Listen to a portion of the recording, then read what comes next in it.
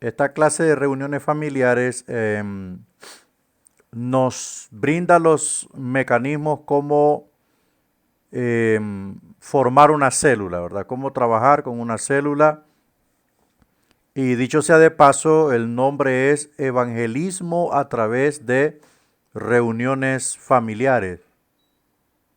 Entonces, aquí vamos a aprender cuál es el origen de la visión celular, qué es una iglesia celular y qué es una iglesia con visión celular. Entonces, aquí lo vamos a aprender. Vamos a orar en esta mañana para que podamos comenzar esta clase. Padre, te damos las gracias por tu infinita bondad, por cuanto tú nos permites hoy reunirnos en esta hora y en esta mañana para poder aprender más de tu palabra. Oramos en el nombre de Jesús que nos des la fuerza, la comprensión, la sabiduría para poder comprender y entender lo que tú nos vas a enseñar hoy. Ponemos la vida de todos nosotros en tus manos para gloria de tu nombre. Queda, Señor, a tu disposición. Amén y amén. La vocación y la visión, esos son las dos lecciones para hoy. Vamos a ver qué significa o qué podemos entender acerca de la vocación. En el terreno espiritual, la vocación la definimos como el llamado que recibimos de Dios para servir en su obra. O sea, es cuando el Señor nos llama y al mismo tiempo nos empodera de esta visión, ¿verdad? O este llamado no es un llamado a la libertinaje, sino que es un llamado con responsabilidad. Esa es la vocación. Cuando decimos que alguien no tiene vocación, es por decir así, alguien no tiene llamado. Por ejemplo, el que o el que se mete a ser un profesor y no tiene la vocación, ¿verdad? No la puede ejercer. Porque el llamado es el que da el impulso, da la capacidad, ¿verdad? Y al mismo tiempo representa el respaldo para poder hacer dicho trabajo. Vocación es la inclinación a cualquier estado, profesión o carrera, es decir, la facilidad con que las personas desarrollan habilidades que les permiten dedicarse a determinada actividad. Es por esa razón que en el mundo existen escuelas o talleres vocacionales, o sea, centros de estudio, donde pueden capacitarse las personas con cierta inclinación, habilidades o aptitudes para ejercer trabajo. Bueno, es como cuando alguien dice, pues yo quiero ser un electricista. Entonces, si quiere definir rápido esa vocación, va a un centro técnico de formación técnica. Allí le van a enseñar todos los fundamentos de la electricidad, etcétera, etcétera. Lo mismo un carpintero, lo mismo un soldador, un pintor, etcétera, etcétera. Esa es la vocación. Eso es lo que somos llamados a hacer, ¿verdad? Es lo que somos llamados a hacer. Eso nos ayudará a desarrollarnos, eso nos ayudará a extendernos, porque a eso somos llamados, ¿verdad? Por ejemplo, hay un dicho popular que dice zapatero a tu zapato. Esa es la vocación del zapatero, hacer zapatos o repararlos en este caso.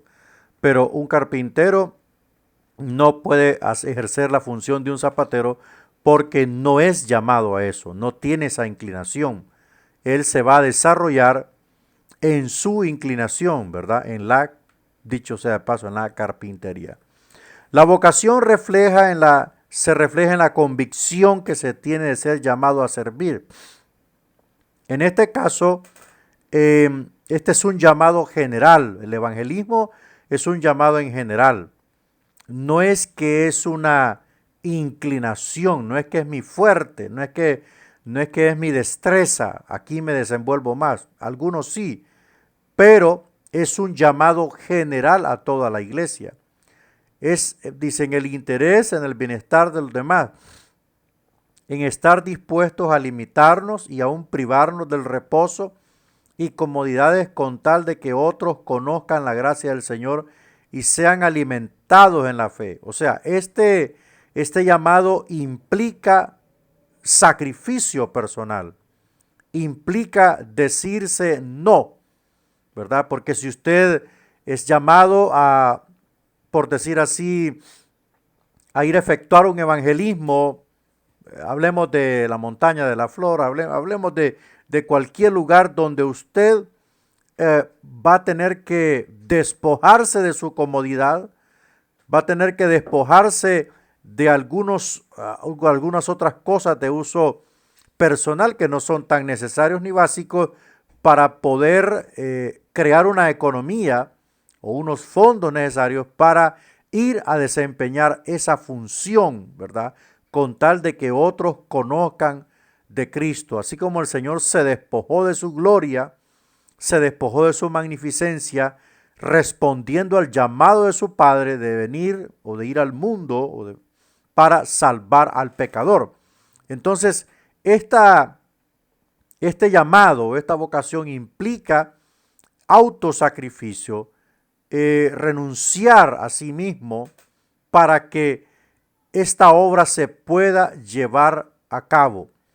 Por ejemplo, el profesor, el maestro de Biblia que se emplea o que invierte, ¿verdad? En todos los mecanismos necesarios para poder brindar una mejor enseñanza, eso se llama autosacrificarse, ¿verdad?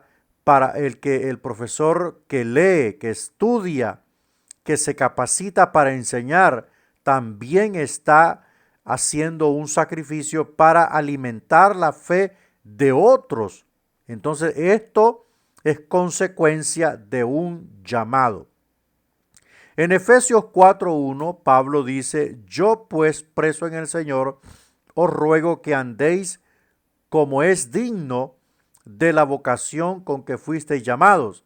O sea, es muy interesante lo que se nos revela en este versículo, ya que nos demuestra que fuimos llamados con una vocación, la cual consiste en el llamado que Dios nos hizo a abandonar el pecado en primera instancia y volvernos a Él, lo cual pudimos hacer gracias a la operación divina en nuestros corazones.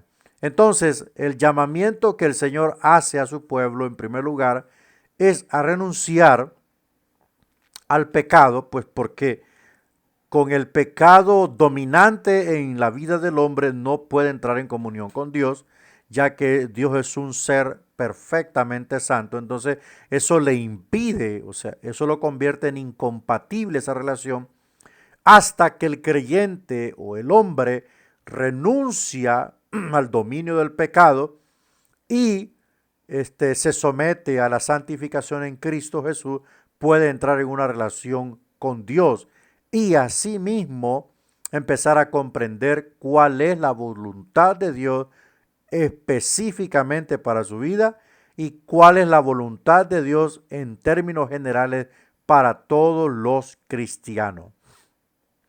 En ese sentido, somos llamados nosotros a ejercer la voluntad de Dios hacia nosotros de forma personal, esto es la santificación, y de forma general, esto es llevar la palabra a otras personas.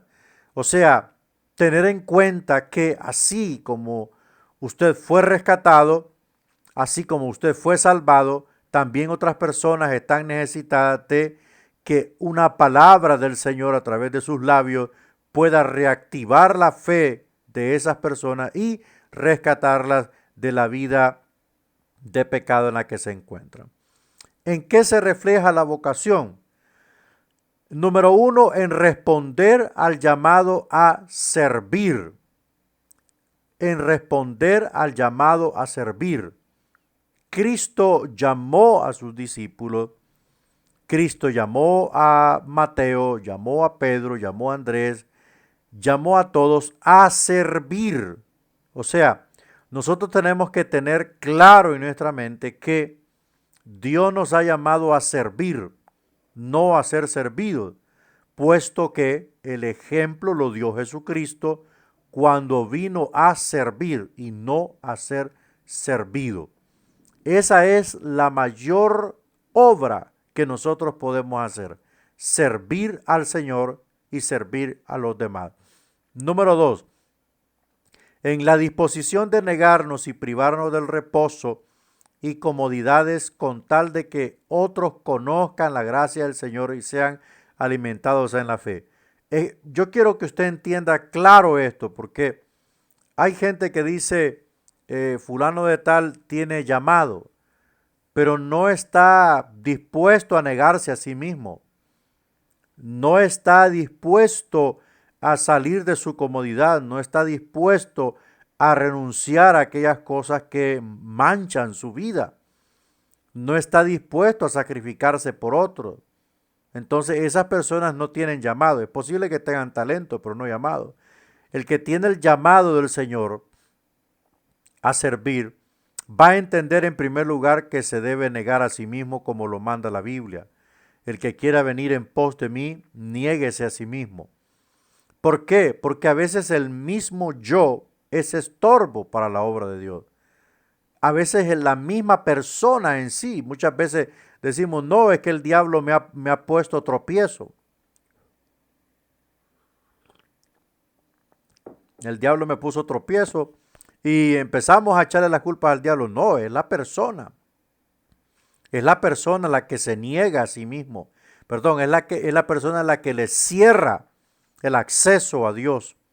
Entonces, por eso Cristo nos demanda negarnos a sí mismo, o sea, renunciar a lo que nosotros aspiramos, renunciar a lo que nosotros somos por un momento para adoptar lo que Dios quiere hacer con nosotros y a través de nosotros, ¿verdad? Por ejemplo, hay personas que son arrogantes en su condición, pues porque de repente tienen una condición muy privilegiada en la sociedad, se vuelven arrogantes, se vuelven sumamente importantes, pero cuando conocen a Cristo, cuando conocen el poder de la salvación en Cristo Jesús, estas personas tienen que entender que hay que entrar en una nueva fase de vida, en la fase de la negación a sí mismo o la autonegación. ¿Por qué? Porque muchas cosas en nosotros le son tropiezos al Señor. Número 3, la vocación se refleja en la santificación. A donde quiera que usted busque en la Biblia, en todo argumento teológico, en todo argumento cristiano, en todo lo que esté relacionado directamente o indirectamente con Dios, encontrará la palabra santificación. Ejemplo, Isaías y el carbón ardiendo. Cuando Isaías dijo, ay de mí, que soy hombre pecador, de habla pecadora, han visto mis ojos al Rey Jehová de los ejércitos. Entonces el serafín o el querubín que estaba allí en la presencia de Dios tomó un carbón encendido con una tenaza y lo pasó por la boca de Isaías, lo purificó, ¿verdad? Limpió su iniquidad, limpió su pecado, limpió su maldad. ¿Por qué no le limpió el corazón? ¿Por qué no se lo puso en la mente, en la cabeza? Se lo puso en los labios. Porque es a través de los labios donde damos a conocer los misterios de Dios, la voluntad de Dios, el propósito de Dios. Tenemos que hablar estas maravillas de Dios, pero con una boca santificada, con una boca purificada. Yo creo que usted me está entendiendo. Con una boca limpia. Amén. No podemos tener una boca soez, un habla impuro. No podemos tener un vocabulario mundano y al mismo tiempo pretender predicar la palabra del Señor, enseñar a hablar de Dios.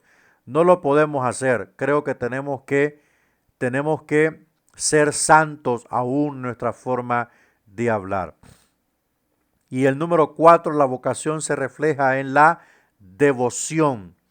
Qué importante es ser un creyente devoto, qué importante es ser una persona que busque la oración, que busque congregarse, que busque la adoración. Eso es ser devoto, que tenga buen testimonio, que tenga una buena presentación cristiana como un creyente convertido, no mitad mundano, mitad cristiano. Em, una de las formas en que la devoción, el respeto, el temor hacia Dios se ve reflejada en un creyente es en nuestra forma de vestir, cómo nos presentamos ante la gente, cómo nos presentamos en un púlpito ante el pueblo de Dios y en la presencia de Dios. Tenemos que mostrar sumamente respeto hacia el Señor y hacia el pueblo de Dios. Alabado Cristo Jesús. Bueno, veamos la visión. Definimos la visión como aquella revelación que Dios da a sus siervos para que éstos conozcan lo que Él quiere hacer con su pueblo, así como el momento en lo que Él quiere hacer. La visión la recibe el siervo de Dios y éste la comparte con el pueblo a fin de que todos se identifiquen con su visión. Bueno, la visión yo la llamo la herramienta que usa el pastor para encaminar la iglesia o poner la iglesia a trabajar en función de lo que Dios quiere hacer con la congregación. Por ejemplo, hay una gran comisión, que esa gran comisión le es dada a la iglesia en términos generales en sus 4 esquinas, por decirlo así, que es llevar el evangelio de Cristo a otras personas. Pero la visión es el mecanismo, es la manera cómo lo vamos a canalizar, ¿verdad? Por ejemplo, hay iglesias que tienen una visión totalmente formativa, totalmente instructiva, tienen estructuras, tienen una organización completa y concreta de lo que es la formación educativa de todos los cristianos. Esa es la visión de ellos. Siempre hacen evangelismo, pero esa es la visión. Una iglesia ordenada, una iglesia enseñada, una iglesia educada, una iglesia con conocimiento, pero siempre en función de hacer evangelismo. ¿Ok? Otras iglesias tienen la visión de llevar el evangelio a las cárceles. Otros tienen la visión de llevar el evangelio a las etnias, ¿verdad?, que existen en determinado país. Otros tienen la visión, estrictamente la visión, de predicarle a las personas que están en las calles, abandonadas o botadas por la sociedad. Entonces, la visión es lo que es la revelación que Dios da al hombre de Dios, porque todo funciona así. Dios da la revelación al hombre de Dios cómo va a trabajar la iglesia. Y la visión celular también es dicho sea de paso, una visión de Dios. Tiene una estructura, tiene una organización muy buena, muy concisa, y esto le da la pauta al hombre de Dios para poder edificar una casa espiritual. Bueno, y por supuesto ganar almas. Esto es algo muy importante, ya que como el casco literal, bueno, vamos a ir avanzando aquí. A la visión le seguirá la misión, que luego han de emprender los que poseen la visión. La visión se recibe. Mire, ¿cómo entra la visión? La visión no entra a través de imponer manos o poner aceite en la cabeza de las personas. No. La visión viene al hombre de Dios. El hombre de Dios la diseña y luego da capacitación a los líderes para que reciban la visión y luego da capacitación a la iglesia en general para que reciban la visión, pero viene la parte donde se pone por obra. Los líderes determinados que ya recibieron la visión, ya fueron empoderados, ejecutarán esta visión, amén, con la iglesia, para que la iglesia tenga una sola visión. Y la misión sería la consolidación, la materialización de esa visión. O sea, un sueño sin acción, una visión sin acción es puro sueño. Una visión sin misión es puro sueño. Solamente es un líder que sueña. Pero si este líder pasa la visión, capacita a los demás y los lanza a la misión, se materializa la visión, la cosa va muy bien caminando. Entonces, eso es lo que implica la misión. En este caso, estamos hablando en particular, la visión celular se capacita a todos los candidatos a ser líderes de células y asistentes de líderes de células, se le da la capacitación completa.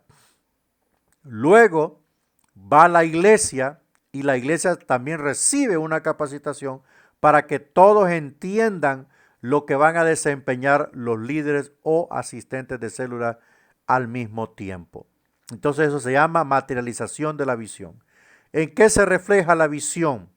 Uno, en que hace que el que la posee sea dinámico e incansable, porque sabe cuál es el objetivo por el que trabaja. ¿Verdad? Las citas bíblicas usted las va a escudriñar en casa. O sea, la visión tiene energía por sí mismo. Mire lo que dice acá. ¿En qué se refleja la visión? En que hace que el que la posee, o sea, el que ha sido empoderado, sea dinámico e incansable. Ahora bien, esta visión no se la vamos a poner a cualquier líder.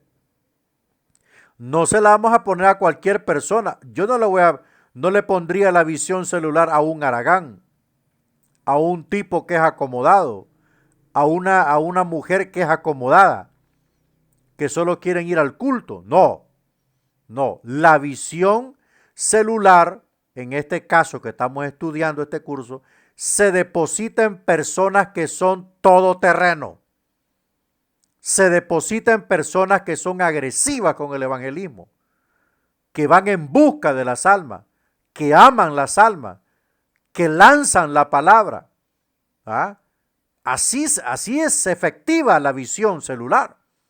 Pero en gente que está acomodada, que está bien sentada en la casa, que está esperando que el pastor le predique, que está esperando que el pastor ore por ellos, que el pastor ayune por ellos, y ellos no quieren hacer nada, con esa gente no se le puede depositar nada, es más, ni la escoba de la iglesia se le puede depositar a esa gente así acomodada. La obra de Dios tiene dinámica hacia adelante, hacia adelante. ¿Ah? La obra de Dios tiene dinámica hacia adelante. Entonces, tenemos que tener obreros, gente que tenga la capacidad. Si solo tiene dos, tírese con dos. Y solo tiene uno, déle viento con uno, no se quede. ¿Ah? Ese se va a multiplicar. Lo que hay que hacer es capacitar correctamente a cada líder. Correctamente se le capacita, se le entrena para que estas personas puedan materializar la visión. 2.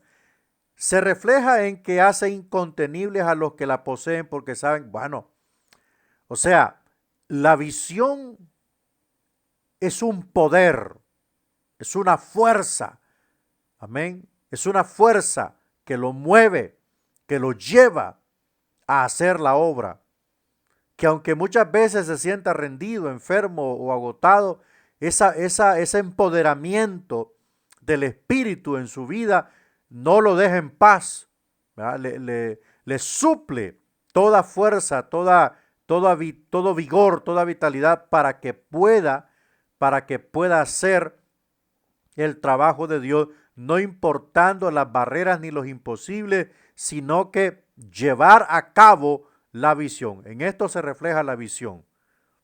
La visión no puede estar dormida. Estará dormida en los dormidos, pero estará viva en aquellos que la ejecutan y la lanzan, ¿verdad? La lanzan a andar, la echan para adelante. Vamos a ver la lección número 3, bases bíblicas e históricas del movimiento. Pero antes de entrar a esto, es importante sintetizar lo siguiente. Todo el pueblo de Dios tiene una vocación. Unos son cantantes, otros somos maestros, somos pastores, otros son estrictamente misioneros, otros son estrictamente evangelistas, otros son estrictamente servidores. Esa es una vocación que Dios ha dado a cada uno. Pero por encima de todo, la gran comisión, ¿verdad? La evangelización, sea local, nacional, internacional o intercultural, es dada a la iglesia. Es dada a la iglesia. Y toda iglesia local tiene visión y misión. La visión ya dije cuál es. Pero esta visión, sin la misión, es puro sueño. Ahora viene lo siguiente. ¿Qué parte juega el pastor de la iglesia en el asunto de la visión y la misión? Juega una parte fundamental. ¿Por qué? Porque el pastor es quien lanza la visión. El pastor es quien designa a aquellos líderes o columnas de la iglesia en los que será depositada esta visión. Es el pastor el que capacita. Es el pastor el que motiva. Es el pastor el que anima. Es el pastor el que da la libertad para que trabajen estos líderes, para que estos líderes se desarrollen. Eso es la parte del pastor. Amén. Eso es, si yo tengo líderes capacitados en mi iglesia, yo los pongo a trabajar, los pongo a predicar, los pongo a enseñar. A veces les cedo los domingos para que prediquen con templo lleno, porque hay gente que solo va los domingos, va a un cultero. Entonces yo le dejo a mis líderes que prediquen los domingos, para que sientan lo bonito que es predicarle a un montón de gente. Allí está la situación, porque esta libertad le permite al líder desarrollarse.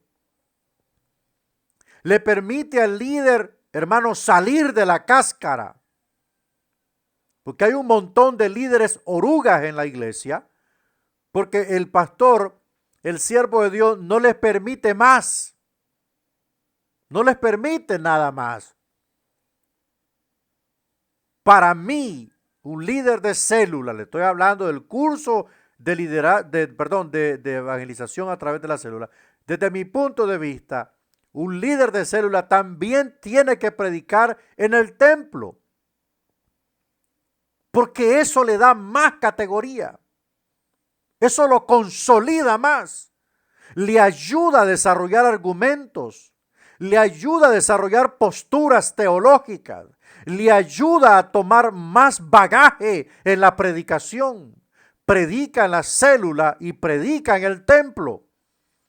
Eso le da más, hermanos, más personalidad al predicador, al líder de célula.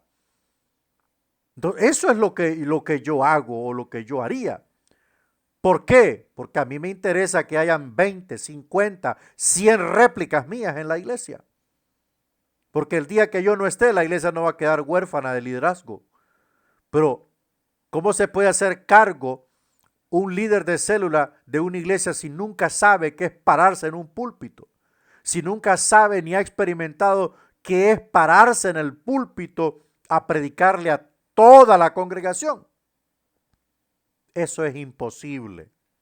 Porque en la célula se desarrolla una temática, mientras que en la iglesia se le habla a todo el pueblo. Se lleva un menú más grande. Entonces, ¿cómo va a dominar un menú más grande, más amplio, más rico, si solo sabe predicarle 25 o 30 minutos a un grupito de hermanos que están aprendiendo de Dios? Nunca va a pasar de servir leche.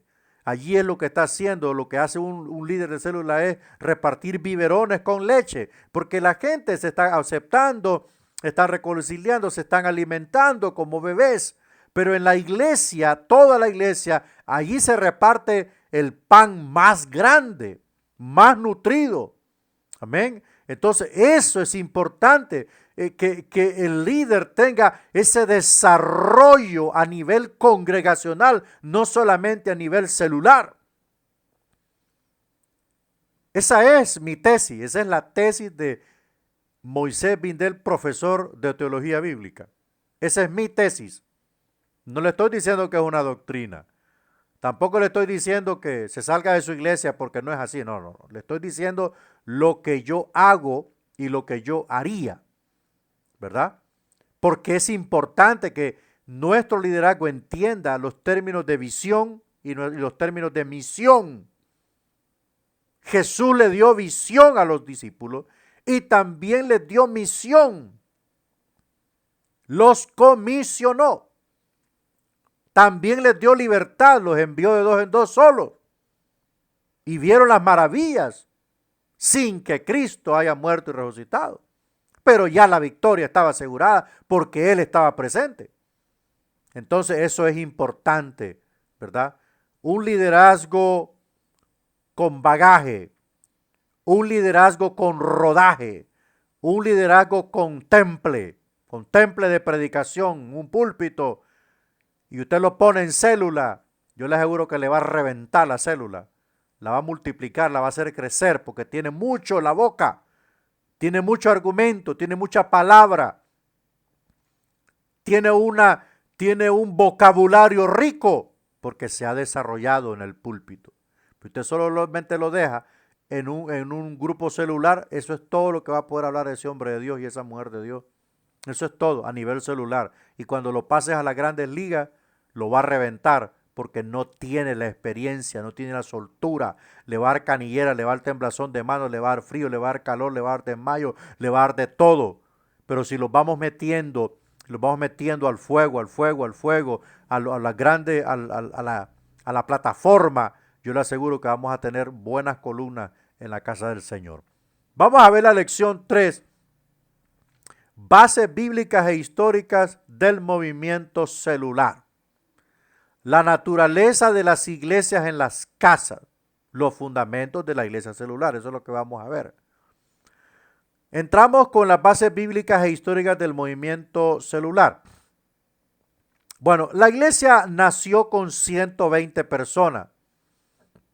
Estas 120 personas oraban en el aposento alto. Y podría decirse que fue inaugurada oficialmente el día de Pentecostés, cuando el Espíritu Santo vino sobre los que estaban reunidos allí. Entonces, para sintetizar esta slide, la iglesia nace en Pentecostés, pero ¿qué había antes de Pentecostés?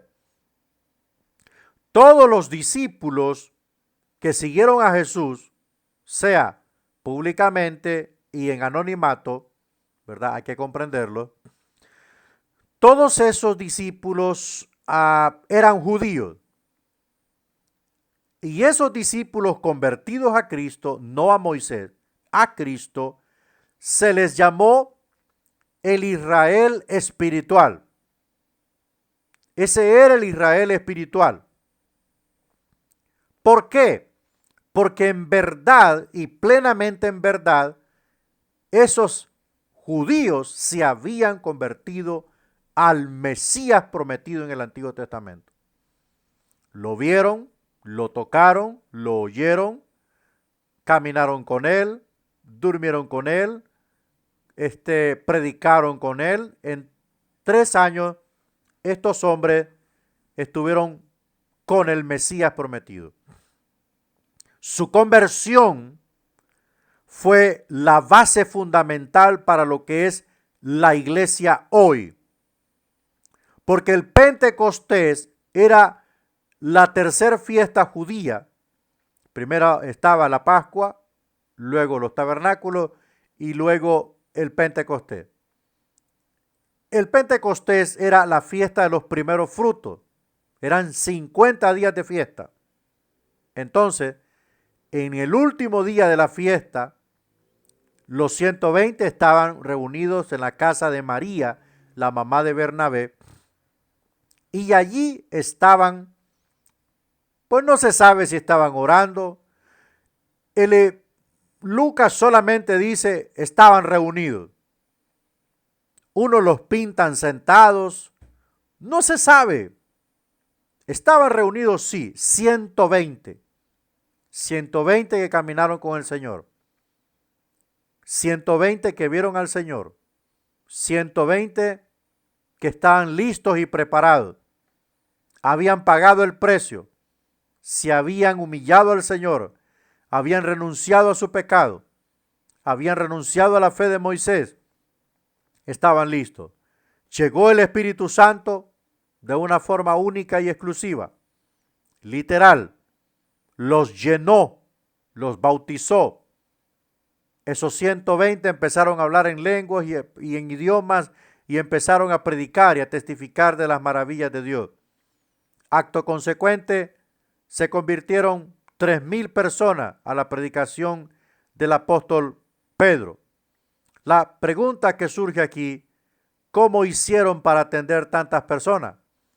Tomando en cuenta que en esa época la iglesia no tenía templos, la única alternativa que la iglesia tenía fuera de distribuir los 3,000 recién convertidos entre los 120 que habían estado orando en el aposento alto.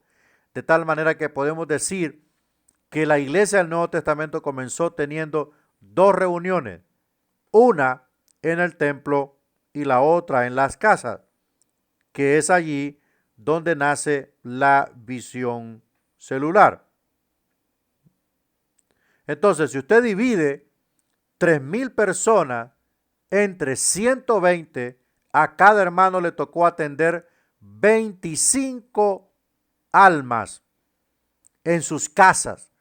Obviamente esto diseminó la iglesia, la expansionó, la extendió, la amplió, porque en cada casa donde se atendían a estos convertidos, se estaba predicando el evangelio y estos convertidos llevaban sus familias, ¿verdad? Llevaban amigos y así se fue regando esta obra del Señor. Eso fue en la primera predicación del apóstol Pedro. Entonces, la segunda predicación del apóstol Pedro también acaparó más personas. Las bases bíblicas, ahí está Hechos 2:46, 47. Usted los va a leer ahí en su casa, porque tiene que tener la Biblia. Durante los primeros 3 siglos después de Cristo, los historiadores cristianos dicen que la iglesia en las casas era la forma normal y natural en la que los cristianos compartían sus nuevas vidas en unidad y raramente podrían llegar a reunirse más de 15 a 20 personas, generalmente en la habitación más grande. Era una iglesia que crecía y desde la perspectiva de la historia sabemos que se mantuvo en crecimiento durante algún tiempo. Una vez que la iglesia crecía más de 15 o 20 personas, se multiplicaba de forma horizontal, ¿verdad? De forma horizontal en este sentido. Entonces, al dividir los grupos como se dividen las células orgánicas, comenzando otra iglesia en una casa cercana, esto hacía posible que en ocasiones todos los grupos que habían en una ciudad se juntaran en una sola celebración, como en el atrio del templo de Salomón en Jerusalén. Entonces, es así como la iglesia fue, en primer lugar, atendida y en segundo lugar, se congregó en todos los puntos en donde estaba siendo atendida esta cantidad de personas. Obviamente, esto hizo que Jerusalén fuese invadida por el Evangelio y se produjo un avivamiento espiritual masivo, porque la segunda predicación de Pedro se cree que fueron casi 4,000 personas. En términos matemáticos, la iglesia en poco tiempo había pasado de 120 a 7,000 almas en una sola temporada. Esto estaba totalmente cambiando el ambiente de la ciudad, ¿verdad? Y de la sociedad religiosa de aquel tiempo. Veamos los cambios en el tiempo de Constantino.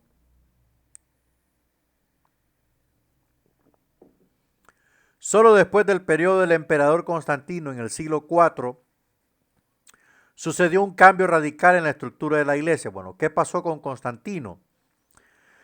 Constantino fue un emperador en el año 300 después de Cristo, del 300 al 323, fue emperador de Roma, del antiguo Imperio Romano, que ya estaba debilitándose. Ya el Imperio Romano ya no tenía la gloria de los tiempos de Cristo, ¿verdad?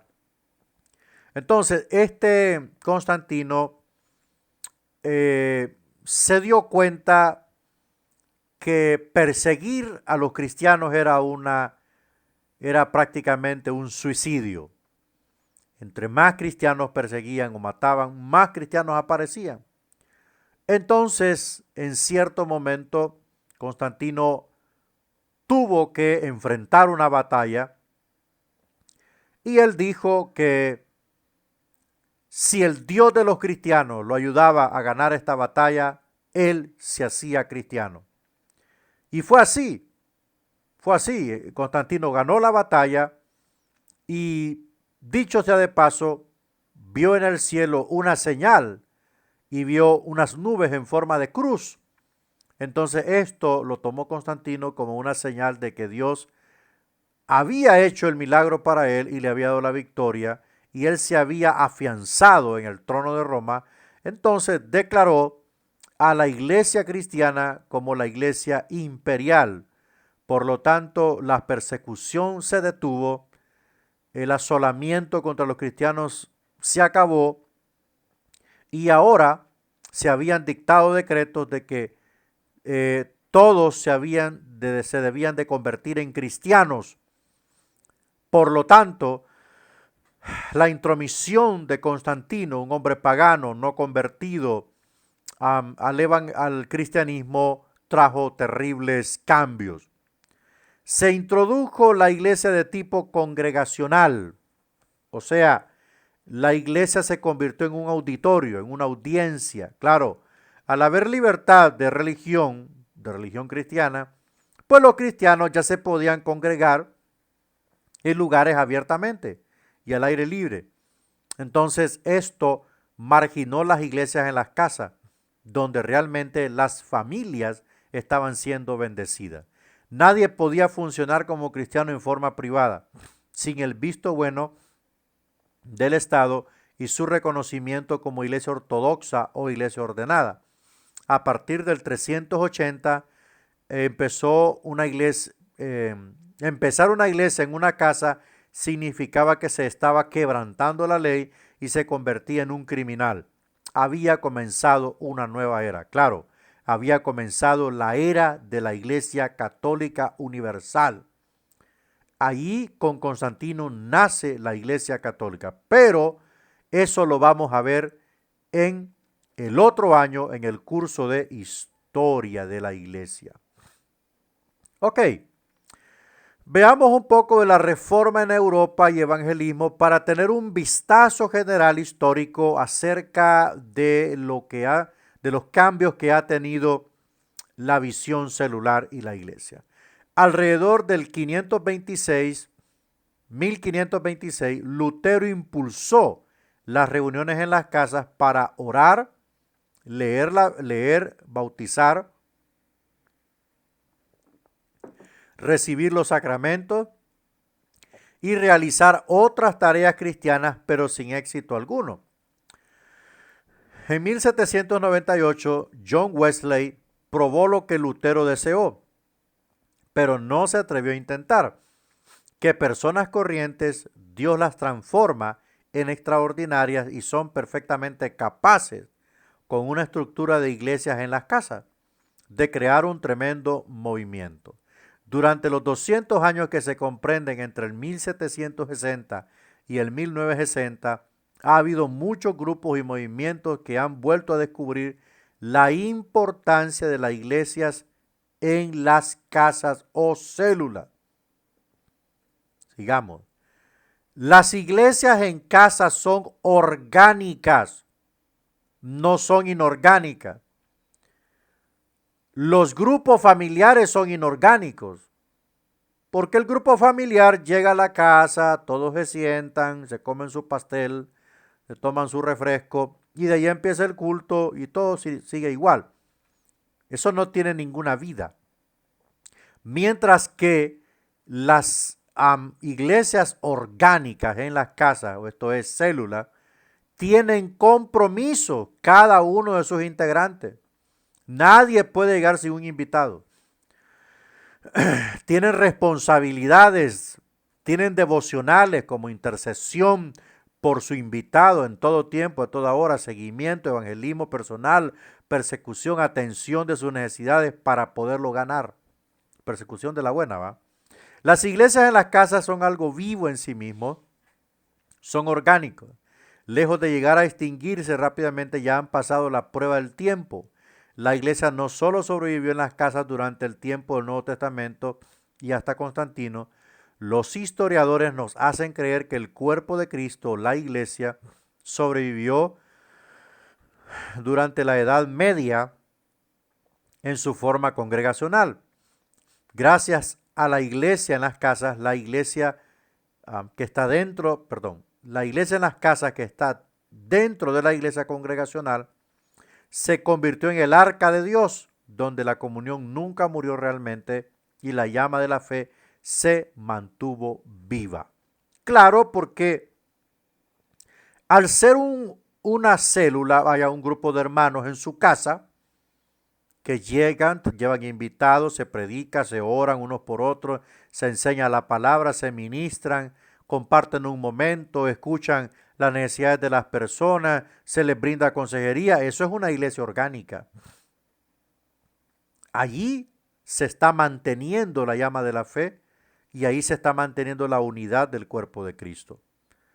Hoy día podemos observar que las iglesias más grandes en el mundo todas son iglesias celulares. Y estas le dan énfasis a ambas reuniones, a las células en las casas y cultos de celebración en un local donde se reúne toda la congregación.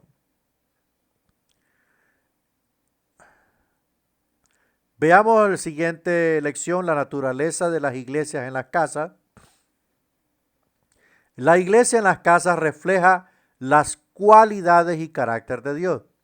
Este estilo de vida comunitario está moldeado por el espíritu de amor, verdad, perdón, fe y gracia o gratitud. La iglesia en la casa es el lugar en el que nos amamos mutuamente, nos perdonamos. Bueno, para no decir mucho de esto, lo que acabo de decir, se ministran unos con otros. El líder de célula escucha los problemas de los demás, atenciona a las necesidades de los demás, atienden cada hermano miembro de la célula atiende a su invitado, no lo deja botado por ahí y se va a platicar con la fulanita o el fulanito, no.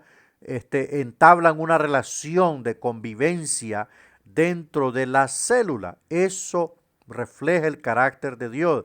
Allí se alimentan unos con otros, allí se dan consuelo unos con otros, se dan palabras de ánimo unos con otros. Ese debe de ser la atmósfera de la célula. A la célula no se va a hablar de política, a la célula no se va a hablar de si la presidenta de Honduras es buena, es fea o es mala, no. Ahí se va a hablar de Dios, se atenciona a las necesidades de los demás, se averigua quiénes son esas personas, o sea, se tiene un poquito más de acercamiento, se tiene más acercamiento, de tal manera que si alguno de las células se enferma, toda la célula va por él. Si alguno de las células tiene un problema económico, todo lo que la célula pueda aportar le ayuda. Eso forma una atmósfera increíble, lo que realmente quiso Cristo con la iglesia.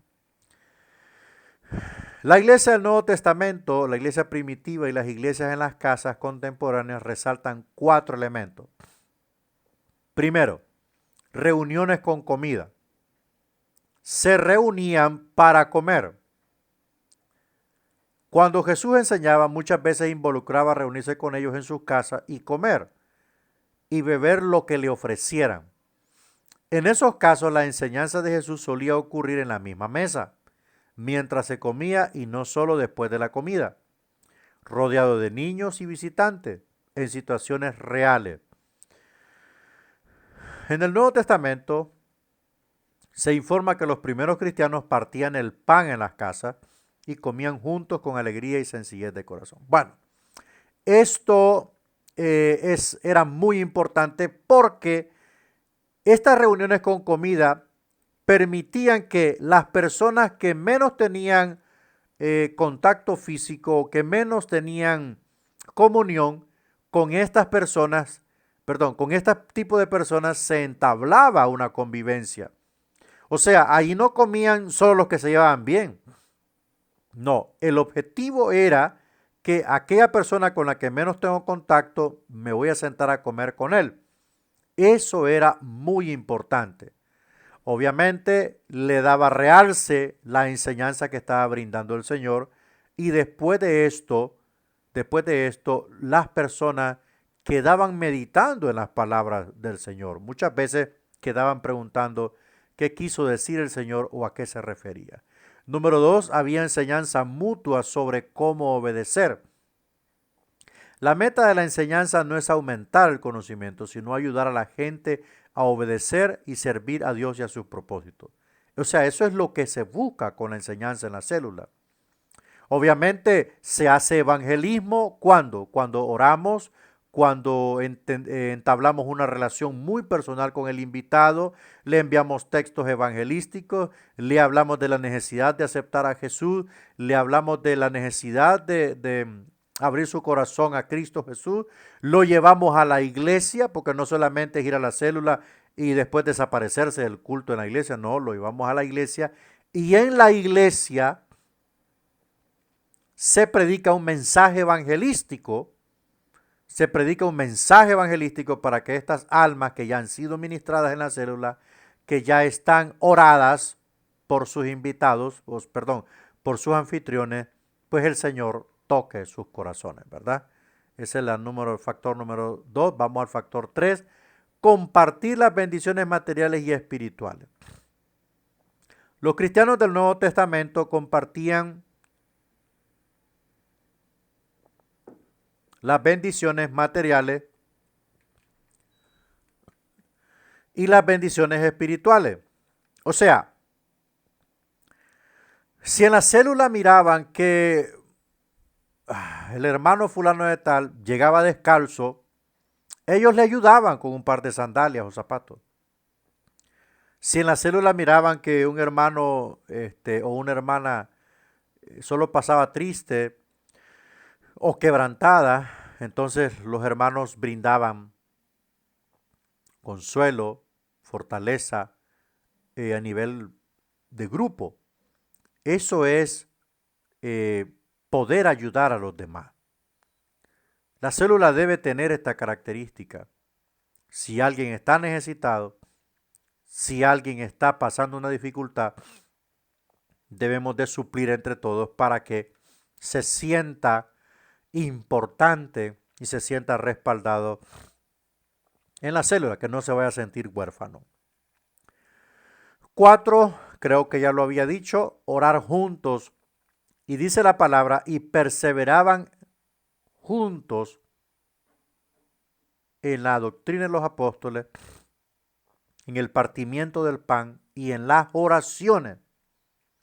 Ese es el propósito de la célula, que haya ese soporte espiritual, que haya esa palabra edificativa para que estas personas que asisten a la célula, amén, su fe se active, porque la fe viene por el oír la palabra. Y no solamente una palabra evangelística en la célula, sino una palabra que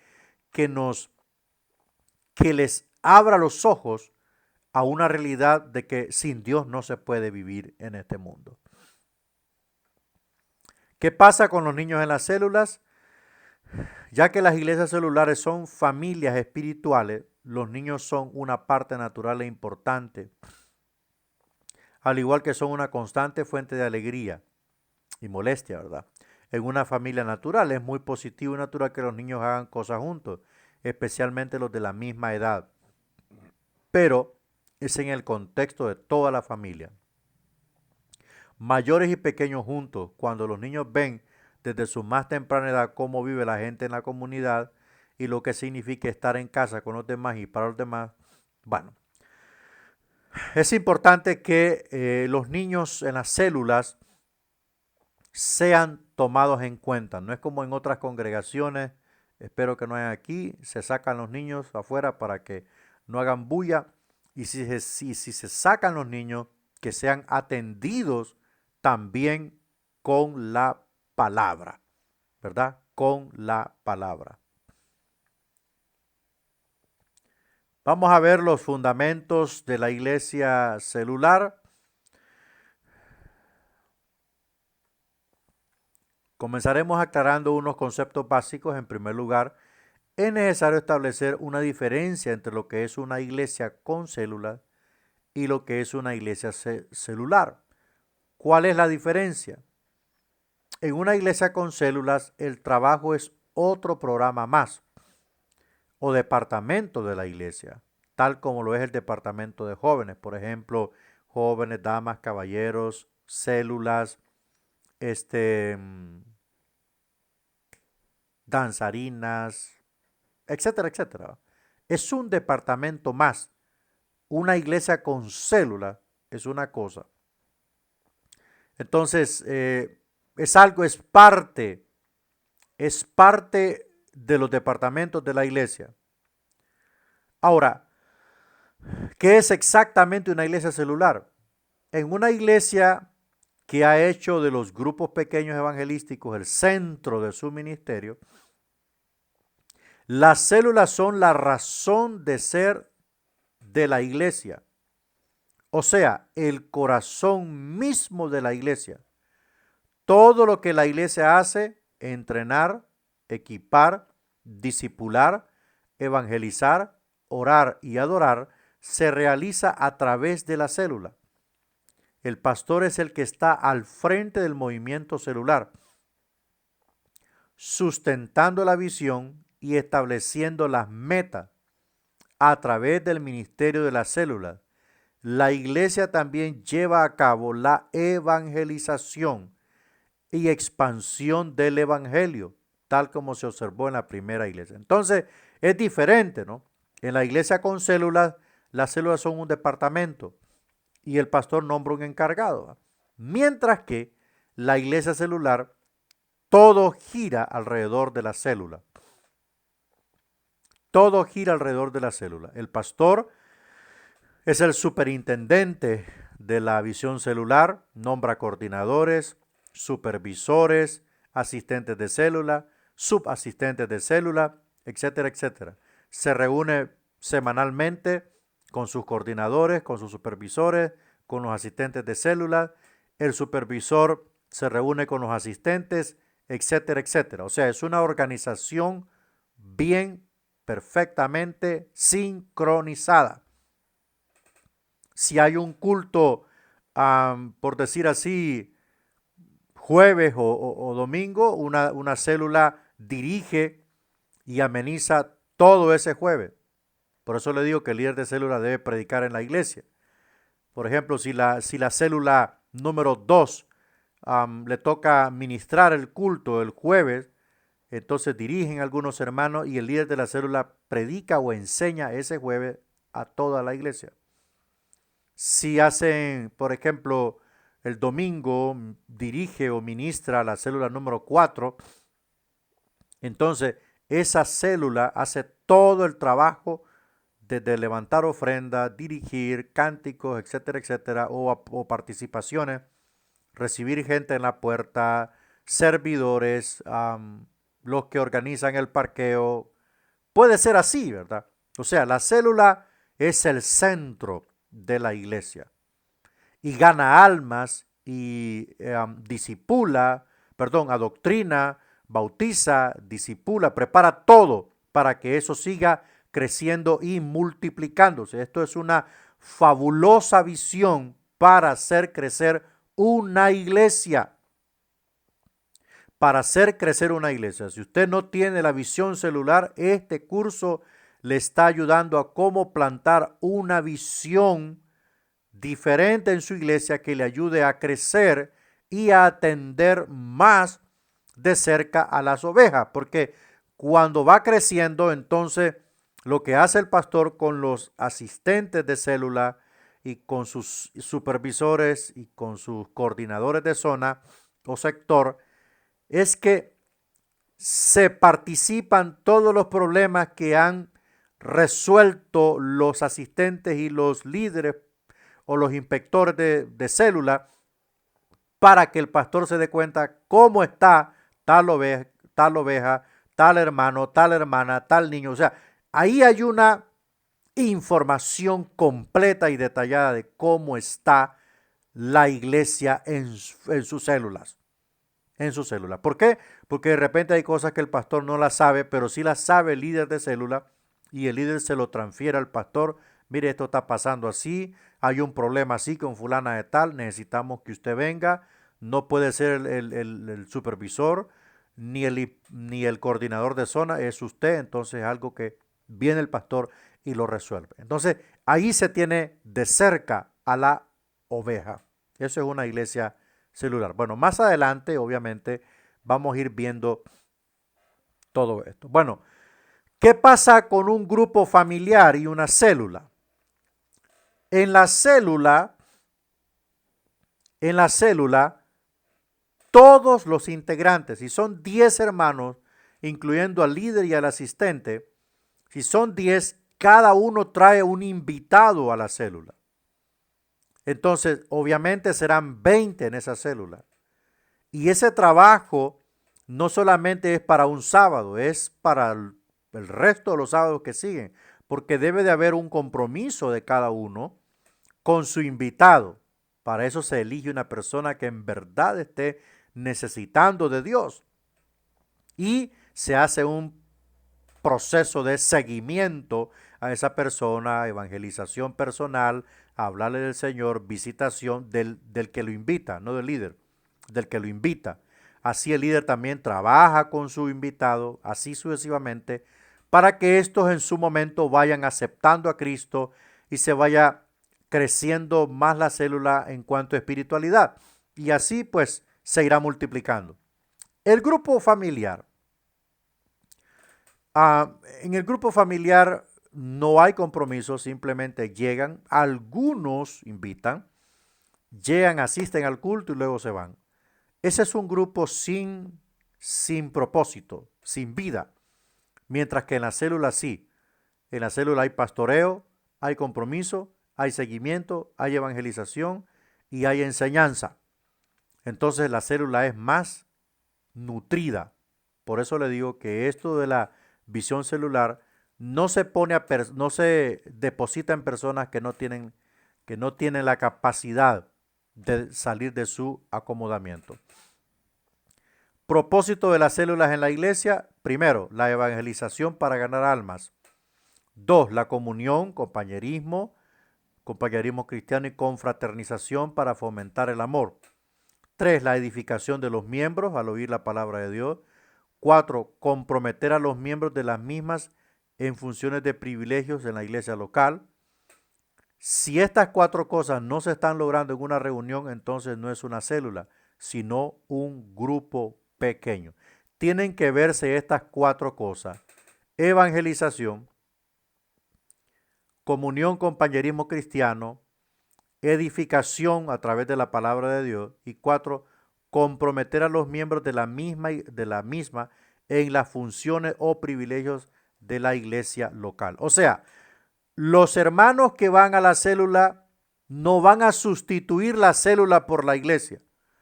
Se tienen compromisos en la célula, pero también se toman compromisos en la iglesia local, ¿verdad? Así que esto es parejo. Entonces esto es, hermanos, la lección 2 y la lección 3. Vamos a llegar hasta aquí. No sé si algún hermano tiene alguna pregunta, ¿verdad? Aquí están conectados varios, pero no sé si alguno de ustedes tiene alguna pregunta para